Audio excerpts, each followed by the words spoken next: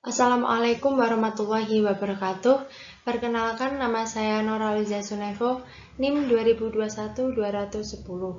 Di sini saya akan mempresentasikan hasil PPT saya. Langsung saja kita masuk ke dalam slide yang pertama. Judul artikel, Implementasi Putusan Mahkamah Konstitusi nomor 46-PUU-8-2010 tentang anak di luar nikah.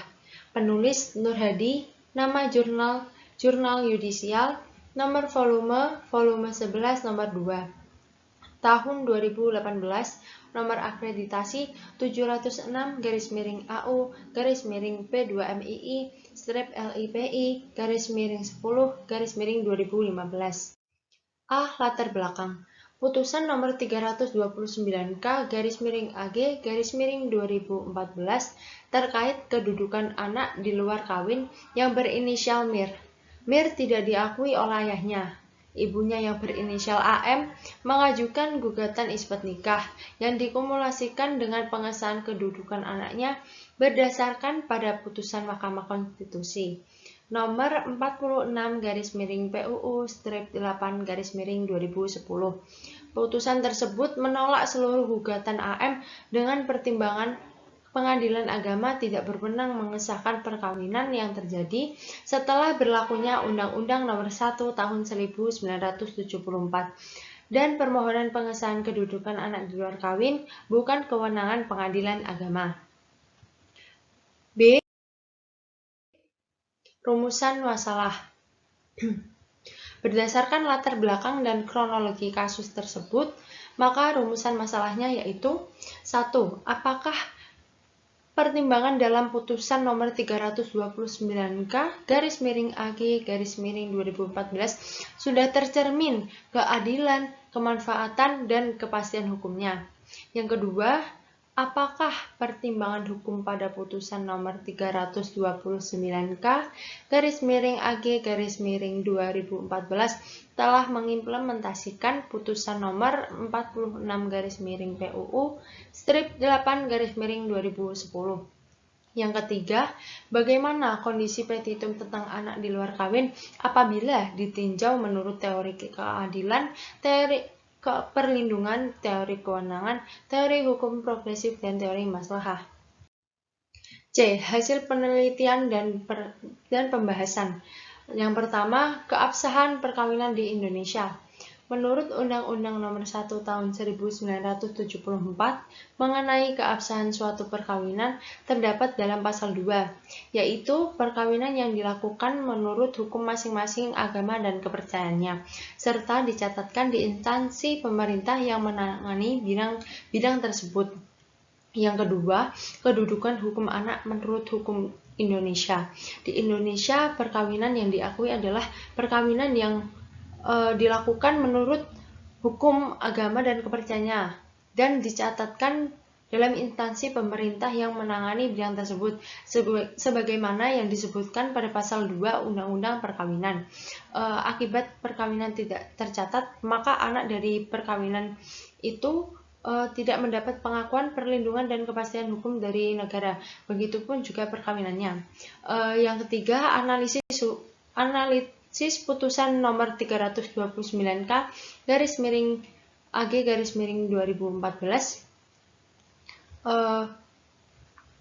Mahkamah Agung memutuskan perkara dengan mempertimbangkan sebagai berikut, bahwa judek fakti Pengadilan Tinggi Agama Jakarta yang menguatkan putusan Pengadilan Agama Jakarta Selatan keliru dalam mempertimbangkan dan memutus perkara itu dengan mempertimbangkan sebagai berikut. Di sini ada 7 pertimbangan yang dituliskan di sini. Langsung saja kita analisis.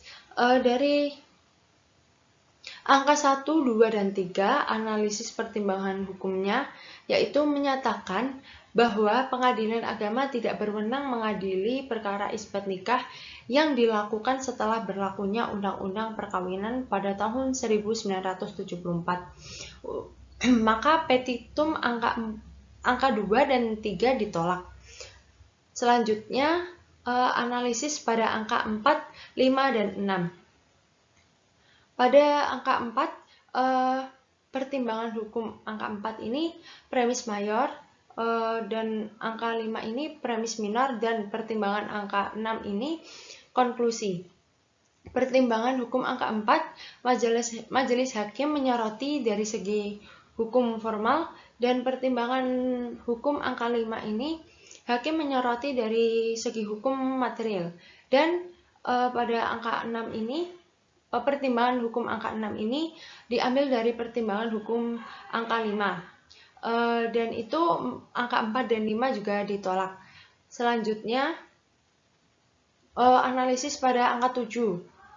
Menyatakan bahwa pengadilan agama tidak berwenang mengadili perkara anak di luar kawin karena tidak terdapat dalam ketentuan pasal 49 Undang-Undang Nomor 3 Tahun 2006 tentang perubahan atas Undang-Undang Nomor 7 Tahun 1989 tentang peradilan agama, dan perubahan kedua dengan Undang-Undang Nomor 50 Tahun 2009 dan Judek Fakti. Selanjutnya, yang pertama, teori keadilan. Petitum tersebut dapat dikabulkan dengan mempertimbangkan dari segi keadilan. Keadilan di sini dibagi ada dua sisi, yaitu sisi dari ibunya dan sisi dari anak itu sendiri. Wujud keadilan bagi ibunya berupa ayah biologis atau ayah kandung dari anak tersebut harus bertanggung jawab dan memberikan nafkah dan memberikan biaya pendidikan untuk anaknya ini. Yang kedua, teori perlindungan hukum. Ada dua hal yang harus diperhatikan dalam perlindungan anak ini. Yang pertama, segala daya upaya yang dilakukan setiap orang ataupun lembaga pemerintah bertujuan mengusahakan pengamanan dan pemenuhan kesejahteraan fisik, mental, dan sosial anak.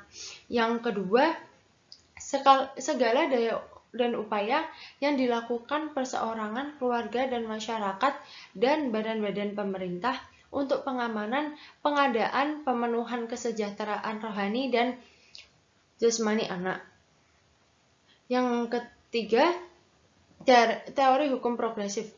Petitum ini dikabulkan dengan mempertimbangkan dari segi hukum progresif.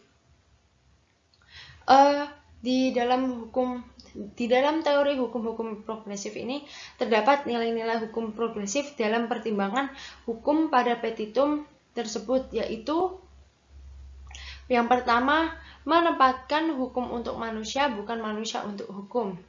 Yang kedua, merespon keinginan pencari keadilan untuk memberikan perlindungan hak-hak keperdataan bagi anak yang di luar kawin. Yang ketiga, memberikan nilai kesejahteraan dan kebahagiaan bagi ibu, keluarga ibu, dan anak yang dilahirkan. Yang keempat, mengakomodir keinginan publik dengan melakukan terobosan hukum.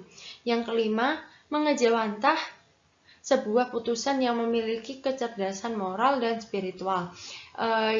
Yang terakhir, mengganti dan menerobos paradigma bekerjanya hukum sesuai peraturan menuju ke paradigma perilaku manusia. Selanjutnya, kesimpulan. Nomor 1, putusan nomor 329K/AG/2014 sangat mengedepankan aspek yuridis, sedangkan aspek sosiologis dan filosofis cenderung diabaikan. Yang kedua, putusan nomor 329K/AG/2014 tidak menyinggung sama sekali eksistensi putusan nomor 46-PUU-8-2010.